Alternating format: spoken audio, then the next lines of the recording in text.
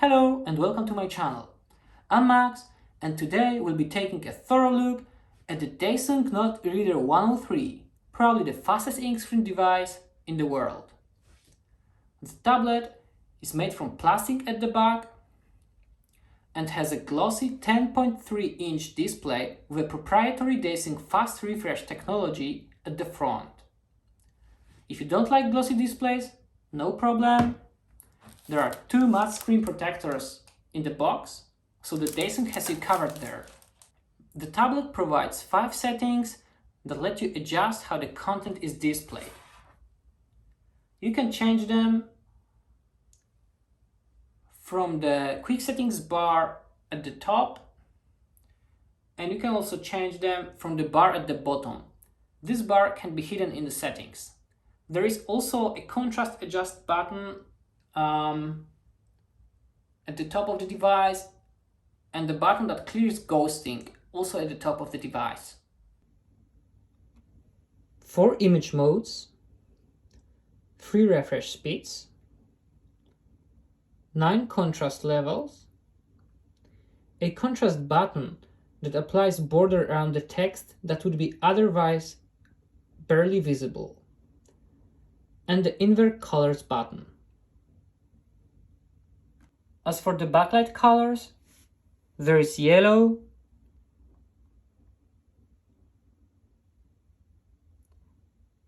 and blue.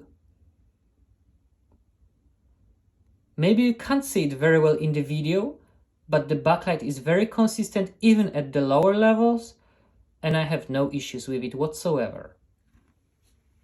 I think that the refresh modes don't actually affect the quality of displayed image, so I usually use the third one, but just in case, let me show you how it affects the image. So right now, we are at the fastest mode.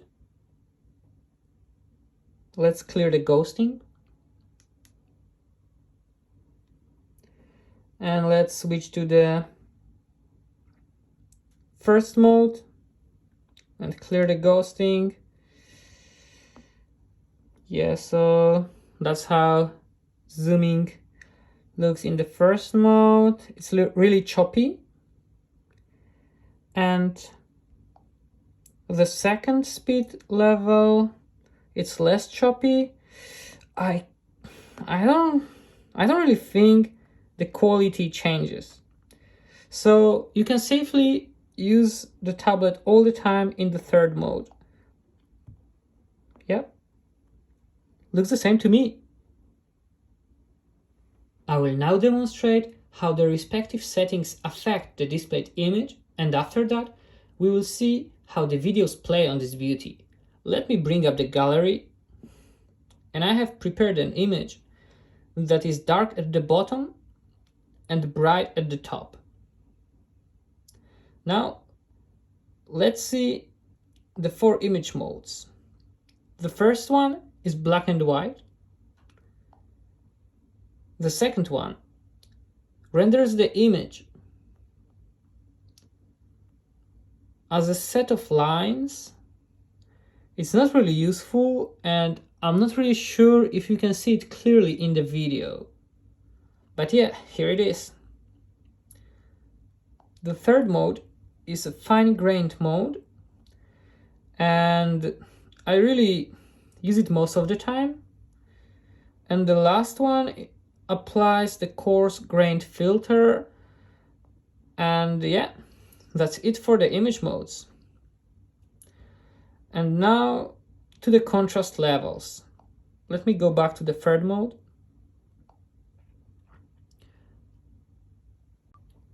And as I mentioned before, there are 9 contrast levels, and unfortunately in the low contrast levels you can see clearly the darker part of the image. Okay, so for example, at the first level and on the second level you can clearly see a lot of details at the bottom. At the bottom. And let me quickly go through the other contrast levels like 3, 4, 5, 6, 7. In the 7th level, the sun and the clouds are rendered nicely.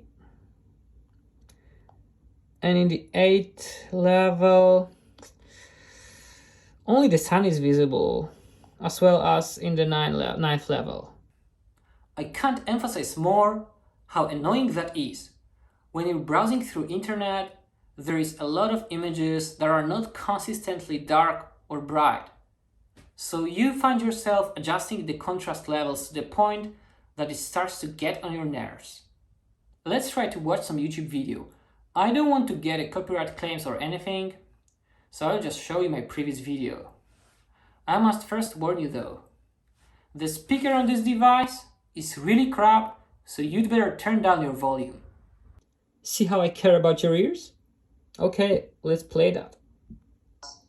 ですごくいいなところは、例えば最初は通勤中自分の音楽を聴いてて仕事にと And as you can see, the playback was smooth for an ink screen at least, and I dare say it's the only ink screen you can actually enjoy playing videos on.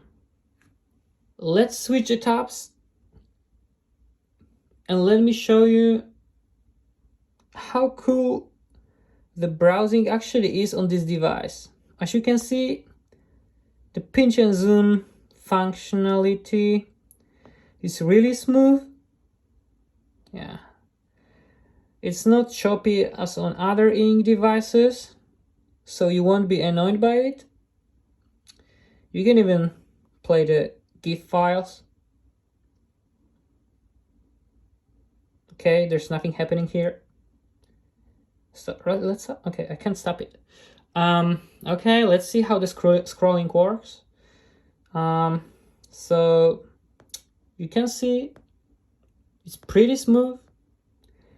It's not the LCD level, but yeah, you can't complain. It's an ink after all. And the loading takes a little time because there's a lot of images, I guess. I would rate the browsing experience as 10 out of 10. Now, I would really like to tell you that the handwriting experience is on par with other devices on the market or even exceeds them. But the harsh truth is that it's terribly laggy and almost unusable. Dasung should really put some effort into fixing that, and their tablet would become the best ink device on the market in all categories. Just see how laggy and useless it is. I am writing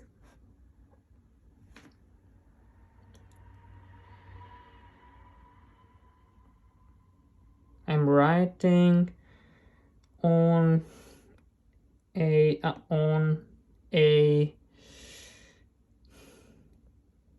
Not eReader.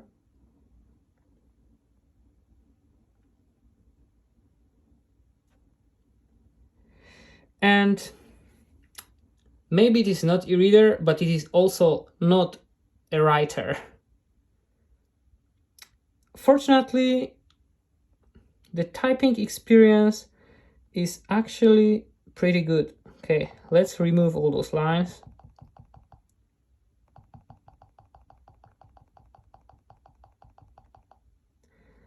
And let's insert some text box.